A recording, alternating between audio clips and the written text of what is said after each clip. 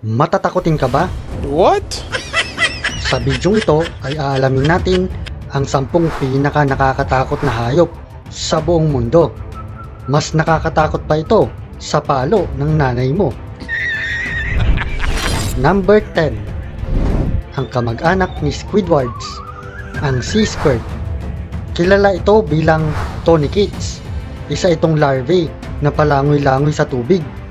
Dumidikit ito sa kung saan nila gustong dumikit at magaling itong mag-camouflage para makaiwas sa mga hayop na kakain sa kanila. Napakarami ng mga mata nito na akalain mong galing ito sa planetang Namek. What? Minsan ay para itong tubo na nakatusok sa ilalim ng dagat. Number 9. It's a bat. It's a bird. It's a plane. No, it's flying snake. Ang ahas na ito ay nakakalipad kahit na walang pakpak. No! God, please, no! No! Ang tanong ay paano ito nakakalipad? Simple lang. Umaakyat ito sa matataas na puno, saka ito bubuelo para mag-suicide, para tumalon pa ibaba. Sumasabay ito sa ihip ng hangin, kaya para itong lumilipad. Nakakatakot isipin na may ganitong ahas, lalo na pag dumapo ito sa'yo.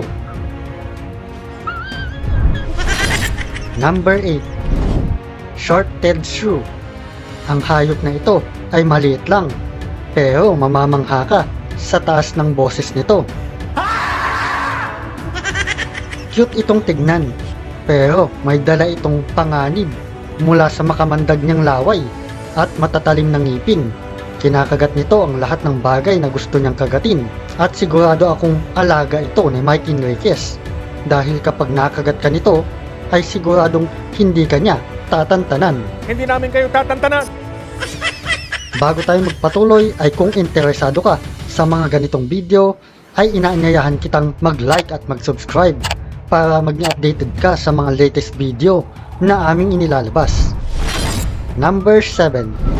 Goblin shark. Isa itong pating na may kakaiba at nakakatakot na itsura. May isa itong sungay sa noo. Meron din itong mahaba at matalim na ilong na parang espada. Matutulis ang mga ngipin nito at matatagpuan sa malalim na bahagi ng karagatan sa buong mundo. Kilala ang goblin shark sa kanyang panga na maaaring itulak pa itaas, gaya ng postiso ng lola mo. What? Number 6. Ang tao na may kaunting isda o blobfish. Ang hayop na ito ay may kakaibang itsura. Ang blobfish ay gelatinous at medyo may malambot na balat. Matatagpuan ito sa pinakailalim ng dagat. Walang ekspresyon ang mukha nito, at kung kapangitan din lang ang pag-uusapan, ito ang pinakapangit na isda sa buong mundo. Mas pangit pa ito kaysa sa nanonood sa kabilang kwarto. Oh, hell no! Number 5. Ang ibon na may kaunting sapatos o shovel stork. Ang sosyal na ibon na ito ay nakasapatos, pero hindi sa paa, kundi nasa tuka. Hugis sapatos kasi ang tuka nito. Dilaw naman at matalim ang mga mata nito na may nakakatakot na pagmumukha.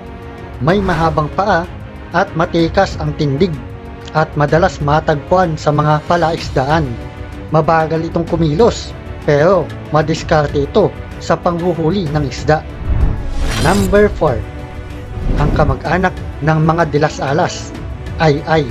Ang hayop na ito ay isang nocturnal primate na matatagpuan sa Madagascar. Madalas sa gabi ito makikita. Bilugan at malaki ang mga mata nito. May mahaba at manipis itong buntot na gaya ng sa daga. Mahahaba rin ang buto ng mga daliri nito, at may matatalas ng ngipin na sa unang tingin mo ay parang isang paniki na nakakita ng multo. Number 3. Pag nakita mo ito, siguradong matataranta ka sa Goliath bird-eating tarantula. Isa ito sa pinakamalaking gagamba sa buong mundo. Makamandag ang kagat nito at mas mabalahibo pa ito kaysa sa kilikili mo. What? Meron itong mahahabang daliri na umaabot sa isang talampakan, Kadalasan hindi ibon ang target nila, kundi mga maliliit na insekto at maliliit na reptiles na paborito nitong biktimahin. Number 2. Ang tirador ng niyog, coconut crab. Ang alimangong ito ay umaabot hanggang 3 talampakan. Kaya nitong umakyat sa puno at sumira ng niyog dahil sa matalim na sipit at kagat nito. Madalas makita ang coconut crab sa tabing dagat, malapit sa mga puno ng niyog, at masarap itong kainin hulihin. Paborito itong hulihin ng mga turistang dumadayo sa lugar kung saan ito matatagpuan. At ang number 1 sa ating listahan ay ang Arthroplora. Isa itong arthropods na may kakaibang itsura. Ang malahiganting nilalang na ito ay lumalaki hanggang 8 talampakan. Marami itong mga paa na may bristle at mala-skeleton ng itsura. Madalas itong matagpuan sa kagubatan, pero bibihira itong makita ngayon. Kaya kapag nakakita ka nito, umpisahan mo ng tumakbo. Why are you running? Why are you running? At yan ang 10 pinaka-nakakatakot na hayop sa buong mundo. Ano sa mga hayop na ito ang nagpatibok ng iyong puso?